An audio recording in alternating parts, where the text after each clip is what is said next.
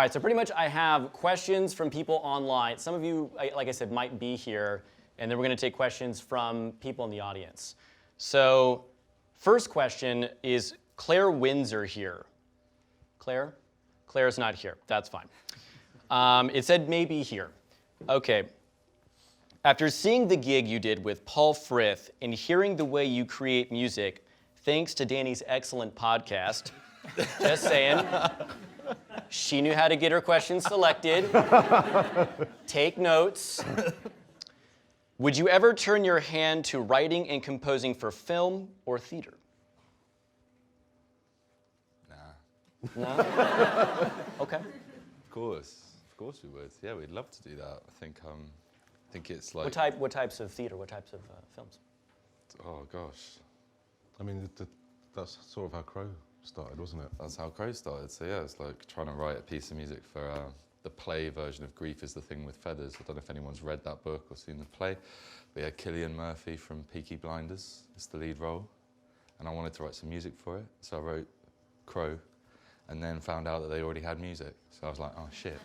And, so it's like, cool, well that's a waste of time. And then started writing some words and stuff. But I think we'd love to do more things like that. And yeah, I think Paul as well is an incredible, incredible musician, incredible composer, and his orchestrations are just like mind-blowing. So it's very inspiring, and I think we both learned a lot from the journey he took our songs on, made them a lot cooler. Yeah. Yeah. One time Paul Frith tried to explain the theory of relativity to me, and I don't understand it. Yeah, he's quite smart. Who cares? Cool. Okay, can we get a question from the audience? Who would like to? Hi guys. Is there a venue or location somewhere in the world you haven't played where you'd like to? Quite a few. Red Rocks Red Rocks Amphitheatre would be great. would be very cool. What about all those places you sent photos of the other day? Oh, the Minnock Theatre in Cornwall. That would be really cool. There's so many countries we haven't even visited yet as a band. Like, we'd love to tour in like, South America and places like that. And yeah, I mean, there's so many places. Gosh. Sydney Opera House. Sydney. That would be pretty cool. We keep calling. They don't pick up. So yeah. We have an Australian manager, but he hasn't. Yeah, bro, get on that. Why are we at the Opera House now? Okay, so next question. This is from Darcy Ferrant. Is Darcy here? Okay. Pick the wrong question. They all say maybe you're going to be there. How much does Greek mythology inspire your lyrics? I'm constantly spotting references, obviously the biggest being Agape, Icarus, and Elysium. Quite a lot. I think my dad is a Greek, he taught Greek and Latin, and he translates Greek plays. So like when I was a kid, he would just be in his study, like it's like a time machine, and he's just like, figuring out how to translate all these plays and stuff. But my bedtime stories and all those stories I was told as a kid were Greek mythology. And so it's kind of like this weird, I guess sort of in the same way that if you grew up with a certain faith, the religious parables or whatever are just sort of part of some inner storytelling catalogue that you've got. And so yeah, with Greek mythology, I think I kind of know a bit about a lot of them and not very much about any of them, but they just they're always really cool to I don't know, they're just really cool to help tell a story without, I don't know, just tell a story in a more creative way or more interesting way. So yeah, love it. Love all that stuff. It's Okay. fun. Audience? But what's one thing in your life that has shaped the way you write?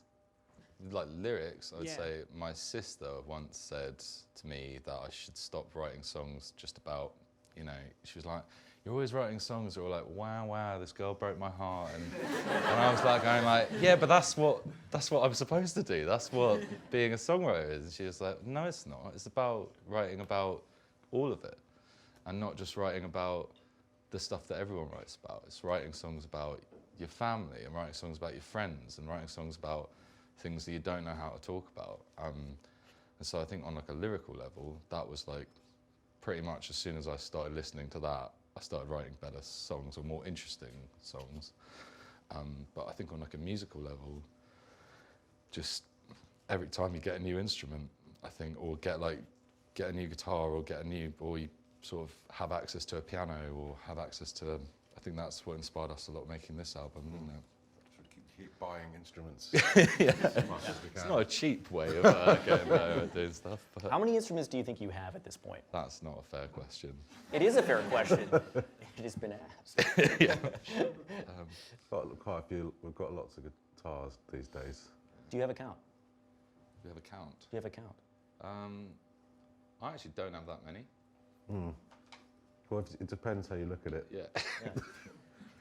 Quite a few. Some guitars. All right, fine. Next question. This is going we have nowhere. a problem. We don't, don't want to talk about it. This is from Gary Cordery. He is not here.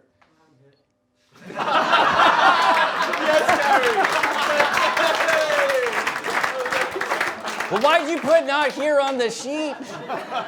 That's the last time you embarrassed me, Gary. Escort Gary out immediately. You will not be seeing the show tonight. This is my show, Gary. I'm the star. Anyway, I will say your question for you, because I took the time to write it down on my phone. If Bear's Den had to completely change music genre, which genre would you change it to? That was your question, right? Okay. Great question, Gary. Yeah, Brilliant. Actually, So glad you very could good make it. question. That's why I selected. So thank you. If we could change music genre, I think we want to change genre quite regularly. That's the problem. we've been listening to a lot of lounge music, We have. a lot of bossa nova music.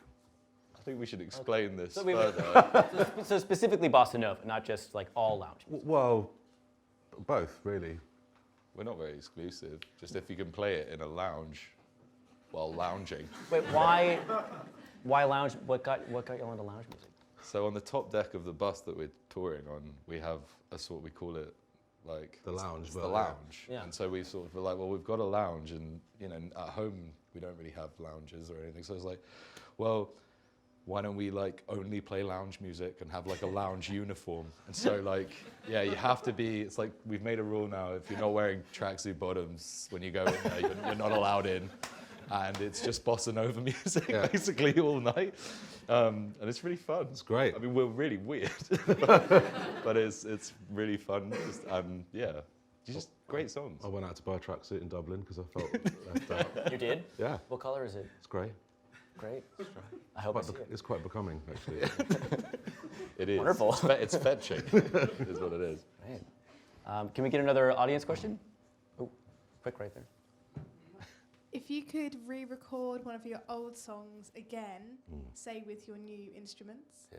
which one would you pick? Interesting question. What do you, I want to hear what you would do. if we could re-record? That's really, I don't know. Maybe it would be an old, like a really old song that from an EP. I would imagine, because I guess it's partly because we've learned loads of stuff since we started making records. So I kind of imagine you'd want to like look at it. You know, like there's probably some cool stuff you could do that we wouldn't have thought of at the time. But the one song, I don't know, like Don't Let the Sun. Although I like that recording as it is, but Yeah, but it's like I know what you mean. could we have done something more with that or something different? Maybe. Maybe. There you What go. do you think you could have done? I don't know. I'd have to listen. Well, we have to listen to it. You've heard the song, right? But also, when we times. started recording, at least the first few things we did, we made a rule that it had to be kind of quite a live representation of it. We didn't want to put loads of production and stuff on because, well, that's just the rule we made at the time. So I think it'd be really interesting to see what we could do from a production perspective with a song like that. Yeah. Yeah. And Davey, what about you? I think that's a good shout. Yeah. I think it's so interesting, like imagining recording the songs like that we've done on this album, or recording, say, our first album songs with the same approach. And so yeah, it's hard because you kind of are fond of those memories of how you do stuff. But yeah, Don't Let the Sun, just a few of the EPs, as you said, we just focused on, it's got to be the three of us, it's got to be really stripped back, and we just didn't want to kid ourselves and like come out with these amazing records and then play live and people be like, this is terrible. We wanted to be like, if we're terrible, let's be terrible and hopefully we'll get better. But like, let's realize that we're terrible and not just pretend we're not. And when did you make the transition to feeling more comfortable adding more production? When we could like afford to tour with more musicians who could help us do it, I think. So it was like, as soon as we met Marcus, and Marcus was playing horns for us originally, but Marcus is also like obsessed with synths and all these other things. So now he plays predominantly synths with a little bit of horns. We met Jules, who was originally just another horn player, but actually turns out is like an incredible drummer. And so he's now the drummer and like plays horns every now and then. And Harry and Christoph are just incredibly talented musicians at a variety of different things. And they've allowed us to sort of dream a bit bigger when we're writing songs. But yeah, I'd say something like even Pompeii or something like that. I mean, as fond as I am about how we recorded that, it's like it'd just be interesting to hear those ideas without the limitations of what we had on them. But at the same time, I kind of think limitations are really good for creativity as well. Sorry, I'm talking too much.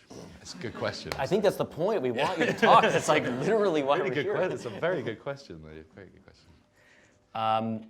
Is Phil Reed here? Okay. Phil Reed is not here. But Phil had a good question, and it's something that I've actually wondered as well. It said, your voice has a Scottish quality to it. To what extent has your family's Scottish roots influenced your songwriting, over and above the band name, of course? I think quite a lot. I think it's not really something I'm massively aware of. Some people think I sound American or Irish or something. You don't sound American. Right? Like, does anybody? No. No. Okay. Okay. Like my dad, Who my thinks dad, that? my dad. Who thinks you Actually, my dad thinks I sound American. My dad's really Scottish, so maybe it's a weird thing. Okay. But yeah, like I think subtly. I think whenever I'm in Scotland, and I actually wrote a lot of the songs in Scotland, but whenever I'm in Scotland for a long period of time, my accent slips quite quickly into just because my parents are both Scottish and like.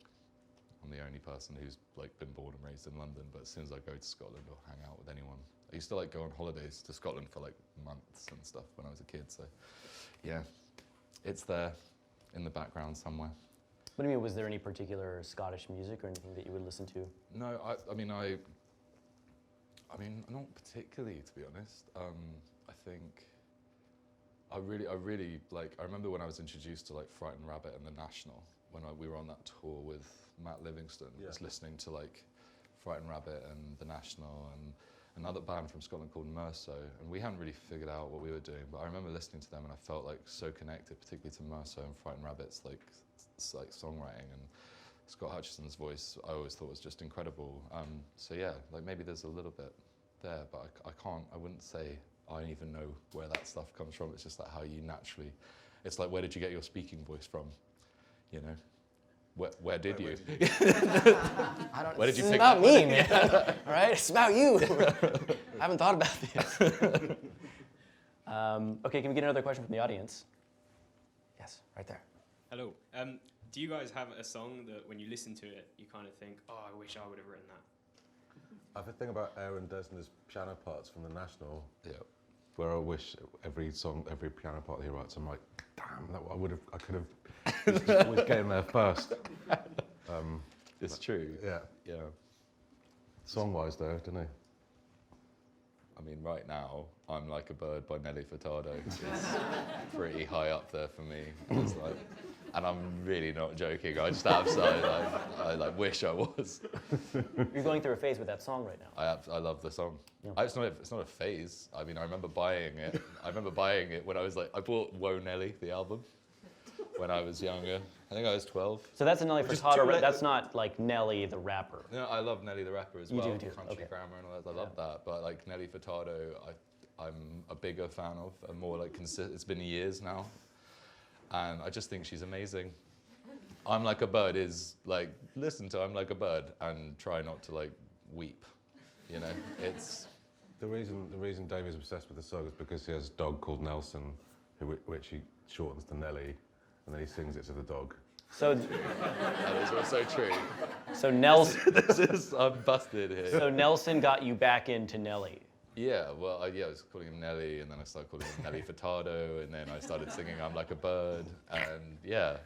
But I have genuinely loved Nelly Furtado. I remember I bought Crazy Town's "Butterfly," the single. Ooh, what a song. What a song, I did that right? at karaoke not too long ago. Really? Was that a big song here? Yeah. It's a beautiful song. Hit. It's not really. It's quite bad. Would that, you ever- that I feel less would you ever- attached to. It's a bad song. Nelly Furtado, "I'm Like a Bird." I bought them like the same day. Okay. I remember it. I got one question that I didn't understand So from, embarrassing. is Jordan Hemsworth here? No problem. If you had a choice between a bourbon biscuit and a custard cream, which one would you pick? That makes total sense. I didn't write the It's, questions. Bourbon. Bourbon. Bourbon. It's because Spelt the same as an American would say that, though. Yeah. So in fairness to you, you've done nothing wrong. It seems like I have done something wrong. I think when a group of people are like, ha ha ha, you've done nothing wrong. And everybody's like, yeah, listen to him. Okay, so bourbon, yeah. bourbon cream, Oh, yeah, I know my answer. Easy. Bourbon biscuit. Definitely a bourbon biscuit. bourbon biscuit. Love a bourbon biscuit. I like a custard cream. Oh, there you go. Could you please describe a bourbon biscuit?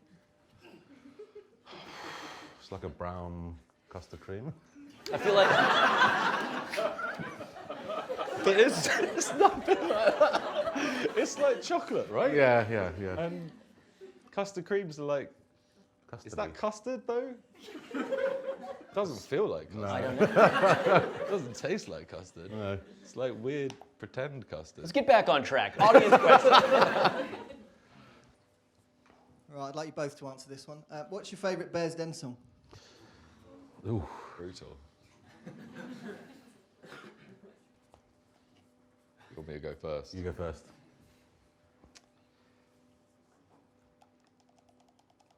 It's really hard.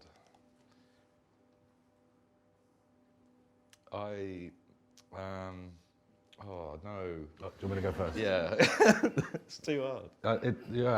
It does change all the time, and it changes all the time either from performing them every night. You kind of really get your head into one song and you're like really enjoying it particularly, or the lyrics are meaning something particularly to you that one particular night.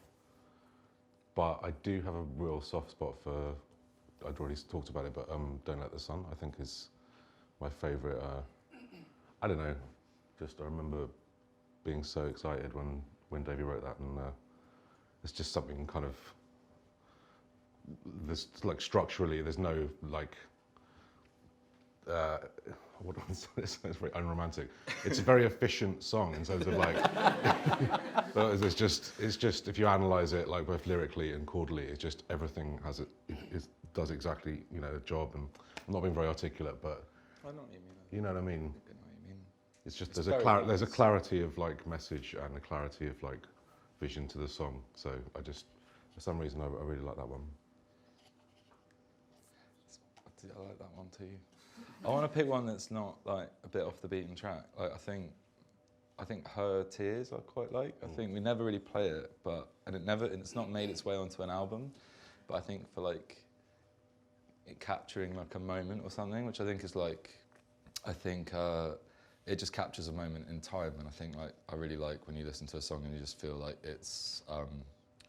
it just takes you somewhere, and it like for me it's just like it's quite accurate. It's pretty much like word for word something that my dad said to me, and so it's just like I remember it's like a car journey, and it was just like everything he said in that is pretty much in that song. And I was just like, wow, like that's cool. That's like I feel like I don't know. There's no trickery to it. It's just that was what was said, and it was just I like stuff like that. So. Are there any songs that you prefer playing live to listening to? That you get really excited about during the set? I think I don't like listen that much to Bears Den. Davey. Okay. Like I think when we're making an album, you like listen to a song so many times and you work so hard on it. And yeah, you definitely once it's done, there's like a little period afterwards where you listen to it as a complete piece of music. And you go like, oh man, like that was a lot of hard work, and you start forgetting all the little processes it took to get there, and then you really enjoy it. But yeah, generally don't listen to Bears Den. Like So you've never been driving and listening to Bear's Dead? No. Only when listening to mixes, Okay, got it. but playing live. There are some, Love We Stole, I think, is a song that live is like a different beast to what it is on an album. I was going to say Lovely Stone as well. That's really It's just really fun to play. Yeah. Okay, is Isabel O'Leary here? Hey, Isabel, what's up? Okay, I feel weird like saying your question. I already did it. I feel like, okay, I'm going to keep doing that. You know, it's like you're here, you should, but no. What? But I didn't do it with other people, so now I feel bad about that. Right, yeah. Okay, we'll keep doing this way. Dream job if you weren't a musician. Podcaster. Don't. Don't. Oh, I don't know. But that is kind of like you're interested in podcasting. Yeah, I would actually quite like to do Yeah. podcasts. Teaching, probably. I'm horrifically underqualified to teach anything, but I would probably try and get good enough at English to be able to teach English, because I think that would be really like fun. My dad was a teacher, and I think like teaching's such an undervalued profession. I think it's so important, and like everyone remembers their favourite teacher, and I think the idea of like being able to like bring something that can seem quite stagnant to a young kid, like trying to figure out how to digest a certain author or something and trying to make that come alive would be so rewarding and so fun. So teaching, I think, for me, but I need to get good enough at English to do that first. I hear you. Audience question. Right back there. Hi guys. You've done a lot of covers. You've released a lot of covers in your live gigs. Today, who would you cover right now? Is it Nelly Furtado? Yes. Yes it is. That's the other song we've been listening to loads though. Alison Moyet, Only You. Do you know that song? All I needed was the love you gave. Yeah. That song. That's a banger. Is that going to happen tonight then? It's the song that comes on in the office when Dawn comes back to. She's sort of looking at the drawing, or like she gets a card from Tim while she's in the cab leaving the office, and then she goes back and kisses Tim. Yeah. And the music playing is, and in like a TV show where there's no music, it's quite beautiful when suddenly Only You comes on. Mm. It's lovely. We'll probably try and do that at some point, even if it's just for our own personal pleasure. Yeah, exactly. Have either of you ever come to the other one with a song you want to cover and the other one's like, I don't know about that? Oh, well, you're working on, what's it called? What, Karma Chameleon? Karma Chameleon was one suggestion. Yeah, I really want to cover that song. But then there's the other one, the really funny tune that you've been practicing with Marcus and Chris. Oh, Spanish Flea. Yeah, you want to do Spanish Flea? Yeah. I'll be up for you. I'd sit out. Way beyond. Yeah, well, me. goes back to the lounge music thing. There's quite a lot of lounge music that I'd be interested in covering. Is it like one or two a year? Yeah, I mean, we did a whole tour where we did a cover in every city.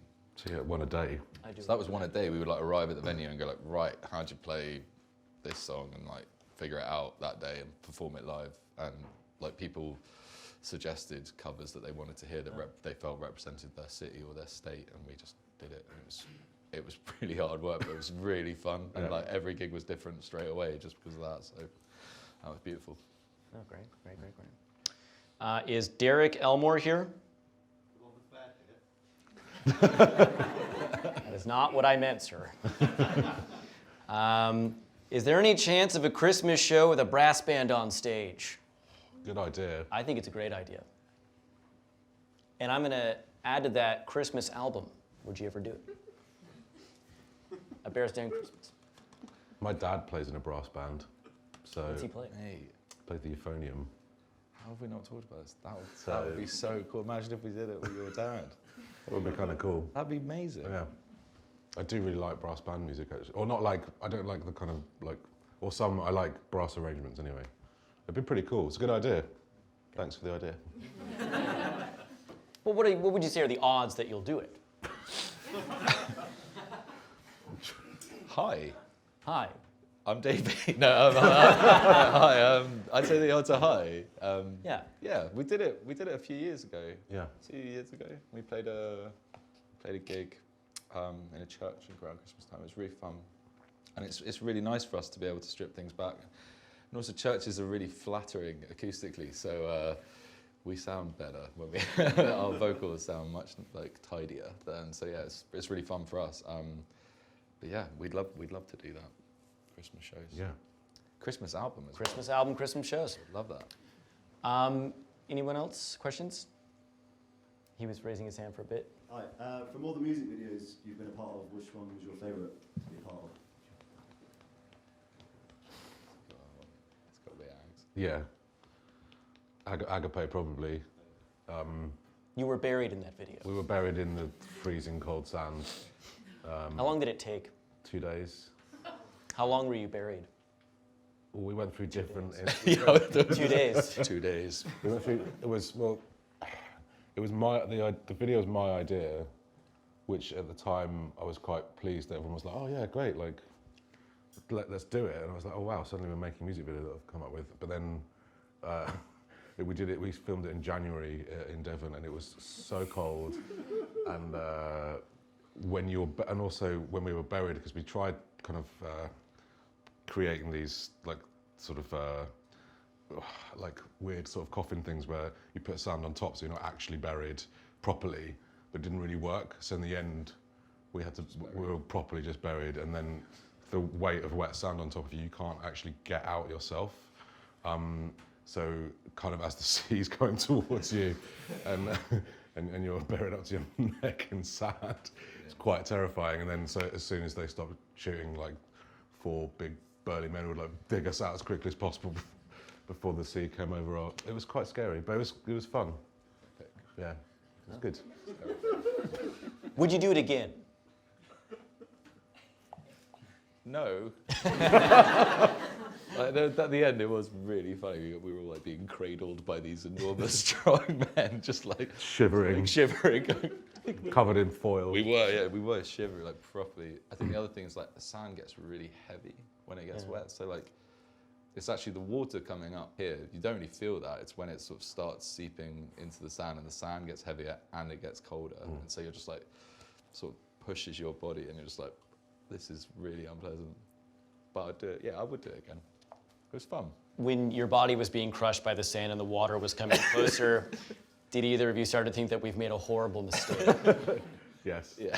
I think that's why they put me out. I think I'm the one facing the sea, I think, because everyone was like... You could deal with it. It was your idea. You had a question, right? Hi guys, you've both been really successful. Congratulations for it. Is there any piece of advice or one piece of advice that you'd give to any upcoming musicians or artists? A few things we've been chatting about recently, maybe. Yeah. I think it's important to keep trying. It sounds obvious, but I don't think it's not easy, and you have to keep trying and also keep adapting to what you're. So, you know, like I think you have to be quite self-critical, and if something's not working, you know, I think it's easy to blame the environment around you. Oh, it didn't work because of this thing or this person or whatever. But actually, generally, there's a reason. Like if you look inwards, there are multiple reasons why you need to, you know. So I think that's probably something I think is important. Yeah. Yeah, I think there's going to be loads of defeats on the way. Like most things good things that happened to us didn't happen the first time, or second, or third, or fourth, or fifth. And like we were talking about playing. We had a meeting with our booking agent earlier today, and she was saying, like, you've played 15 shows in Manchester, can't believe it. And it's like, yeah, but we played like that one room to 50 people about 5 times, and then we played to like someone like 100 people, and then we played to 150 people, and it's like, it's not. And for those 5 shows, you'll be like, oh, I'm going nowhere. But like, I feel like the songs are good. Like I feel like the music's cool, and like it's not. But it's just like, keep doing it. Like, believe in yourself and be self-critical, and you're gonna hit brick walls, and like we've hit so many, and you just like yeah, I don't know. I can't think of anything else, but that's probably something like that. Okay, okay. This is from Callum Clark. Is Callum here? Okay. Metaphorical lyrics have become very important to me and yours, and in particular mean a lot. They give me huge inspiration to write over the years. Do you think it's important to tell your stories in a less literal way? Because it seems like sometimes you aren't very literal when you're writing your lyrics. Honestly, I don't really know. Like, I don't think I have like a sort of a method of doing anything. A metaphor is the clearest way that I can articulate something. So it's not really like, you know, it's never really like, how can I make this more confusing for people, or how can I make this more weird? It's more like, how can I be truer to what I'm actually trying to talk about? And also, like, it's just, I don't know.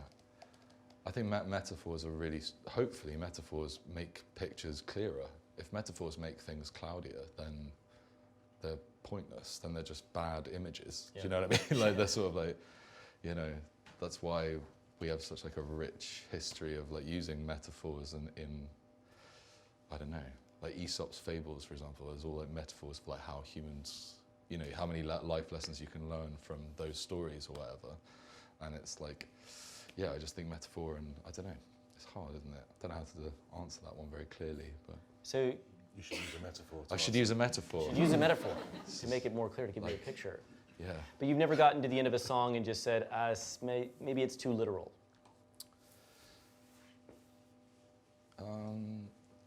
Yeah, okay, I have done that, or like I've gone, that's a bit like blunt or something. But then you got to figure out, it's like, do you want to be blunt? Does the song want to be blunt?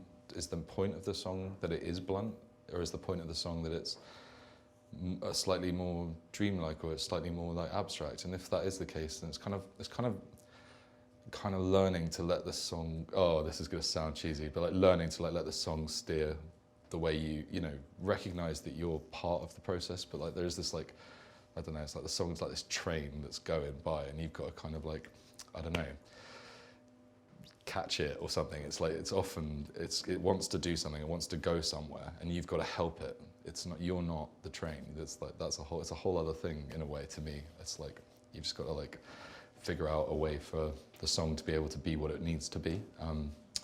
Which sounds really lame, but Great use of metaphor there with the terrible use of metaphor there. You're not the train. I am not a train. But it's, I don't know how to describe it. It's like, I think it's like, this is why songwriting takes me like fucking ages, but like, yeah, I think you just, I don't know, it's like, I don't really have that much of a plan when I'm writing songs. It's kind of like stuff just happens, and I just work hard at stuff, and eventually enough things start feeling right, and then I sort of feel like I know what I'm doing, and sort of then finishing it takes me weeks and weeks and stuff, but then hopefully it feels like it's all quite coherent. But I think bringing it back to this record, like, you know, we talked about how there are songs that are pretty literal, even about family members. And when you're writing a song like that and you're going to release it, do you ever get concerned and think, oh, this person might listen to this and know that it's about them?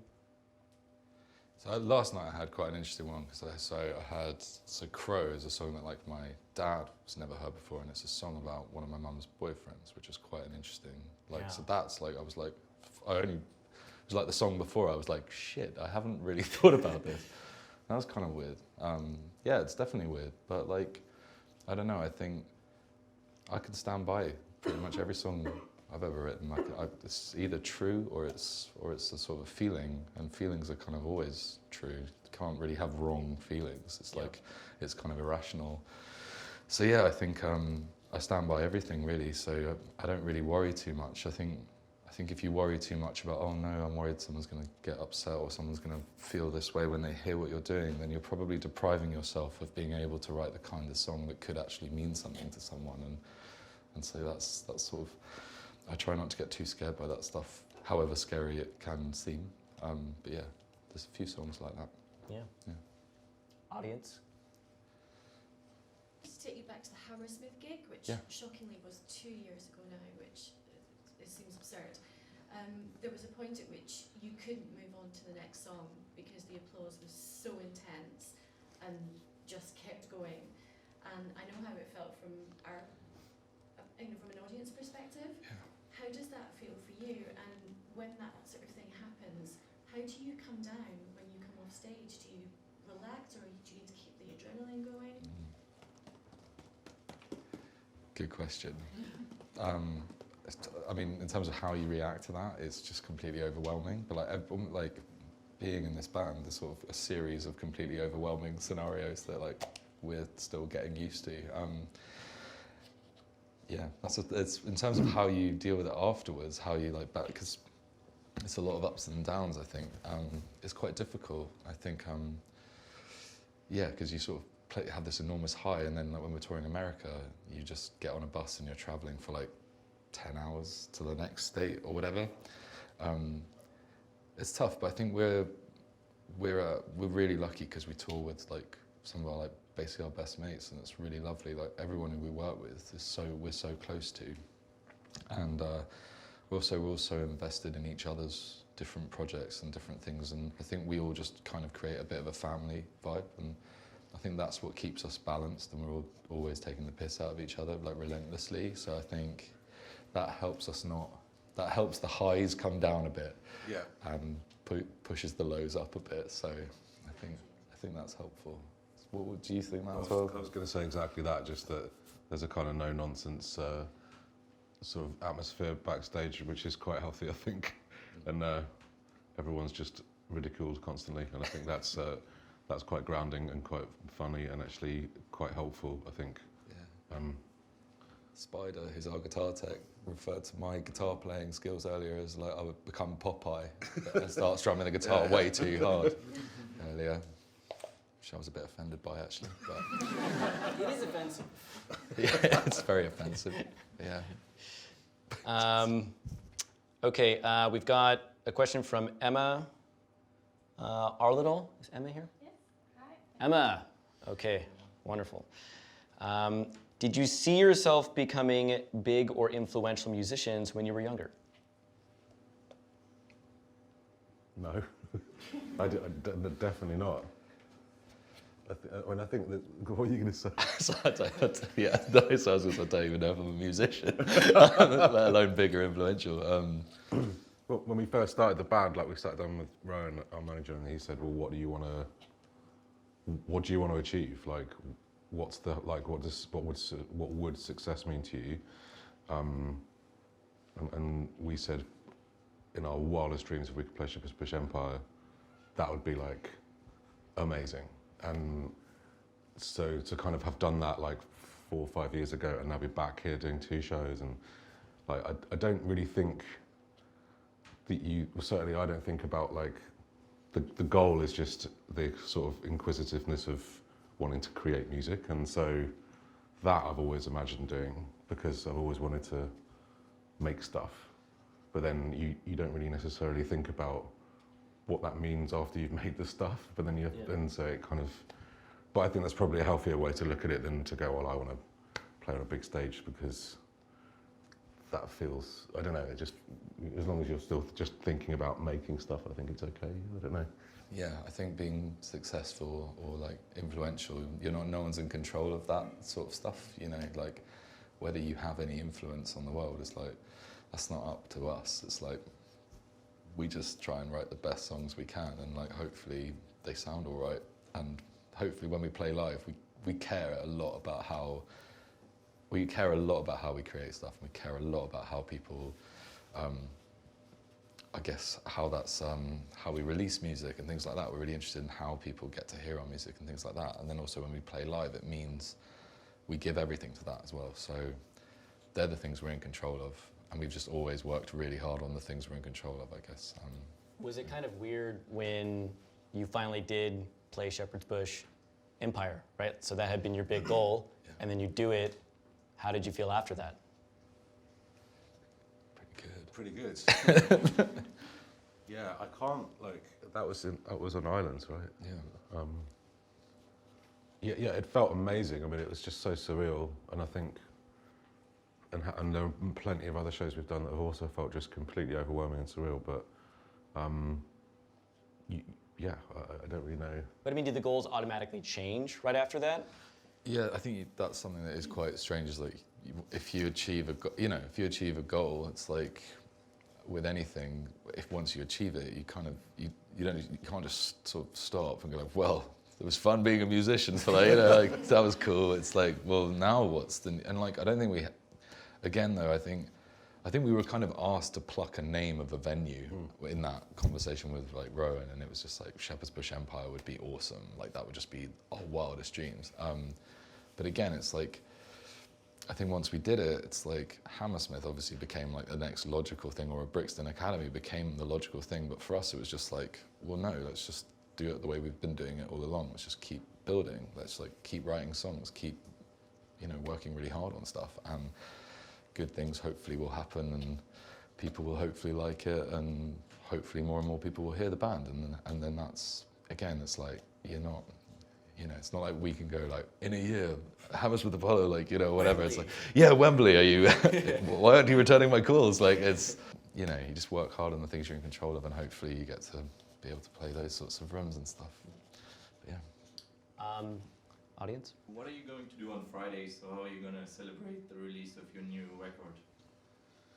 That's a good question. We're in Kingston doing a show in a church. Kingston, UK, not Jamaica. That would be awesome. Saying. That would be a good place to celebrate. No, wait, it is in Jamaica, right? That's yeah, right. Yeah. I don't know what we'll do. We should do something. Probably have a drink. Yeah. Maybe just one. Yeah. But is Kingston in London? Yeah. So just outside, yeah. Okay. Yeah. Sorry. Yeah. Probably just have beers in Kingston, I think, is the most likely thing. Yeah. Yeah. We should do something more meaningful than that. Yeah, we should, yeah. To be honest, I think we're so excited for it to come out, like, yeah. And like seeing people's reactions to like Crow and Fuel on the Fire and Blankets and Laurel Wreath and everything. But I think it is an album as well. And so we're just so excited for people to hear it. And yeah, I think we'll just be really excited when that day comes, and probably actually it's quite a boring thing to say, but probably just, yeah, have a few drinks and just like, it's just really nice to know that it's kind of going to be everyone's after that. Look at it on Spotify. Yeah. It's nice to look at it on Spotify. Yeah, there it is. Yeah. Track listing. It's a thing. This next question is from Paula Watkins. Is Paula here? No? Would you ever tattoo your lyrics on yourself? My son Adam has Agape tattooed on his arm thanks to you. It's cool. That's really cool. It is cool. I don't think I would get no, I don't think that. I think that would be, I don't know. I think when I was Crow, I thought the feather. Yeah. I did think about that, but then my girlfriend was a bit like, everyone's got a feather. And Do I was they? Like, apparently it's Does anybody have a feather tattoo in here? There you go, one. I'm sure it's awesome. I think feather tattoos are really cool. My girlfriend is just, I support the feather tattoo. I like feather tattoos, but I don't know. I think, or like a crow or something. But yeah, I don't have any tattoos, so I'm quite a bad person to ask because I'm too scared to have anything written on me. Like, You're all tatted up, Kev. Yeah, exactly. No lyrics though, that would be weird, I think. No I was like, hey Davey, I've, So that you might hear me across your chest yeah. in cursive. That'd be slightly weird. But now I'm tempted. just to confuse me. Yeah, just for the joke. Yeah. Audience question? This is a bit of a personal request. We've been to see, this is our 4th time tonight.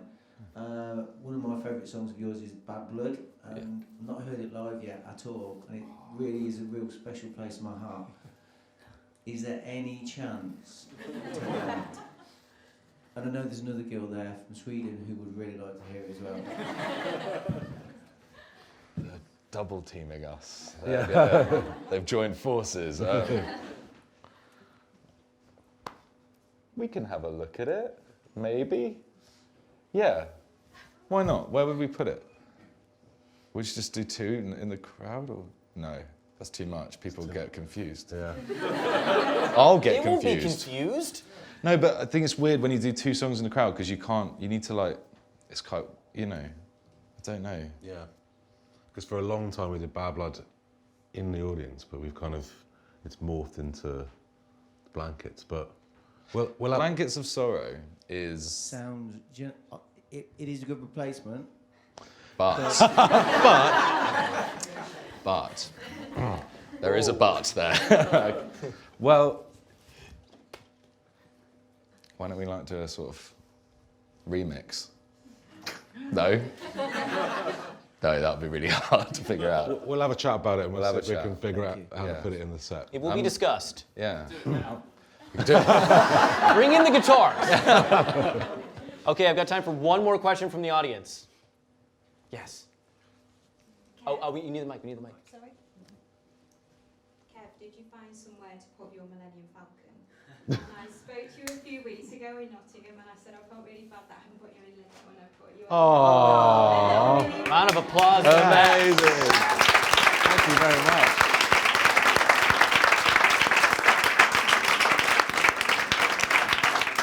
That's awesome. 6 to 12, ages 6 to 12. So Amazing. I think I should be okay. But Fingers crossed. it's currently in our lockup, the Millennium Falcon, because it's so big. It's about this big, and it's really heavy as well. So I had to kind of dismantle it into bits and put it in a box, and it's currently in our lockup. And I'm going to get... I was hoping to see it fully formed. To be honest, I should have built it where I wanted it to be. Yeah. Because as soon as I picked it up, it kind of fell apart a bit. Yeah. So I'm going to need to start again. But yeah, I'm going to have to move it from the lock. I don't know where I'm going to put it. I need some sort of... I've got time this week. Okay. Well, that's about all the time we have. Again, I just want to thank everyone for coming. Thank Kev and Davey for taking the time. And again, really, I want to thank the band, the label, and management right back there. They worked so hard, and they brought this whole thing together. So if we can give them one more round of applause. And everyone doing all the audio.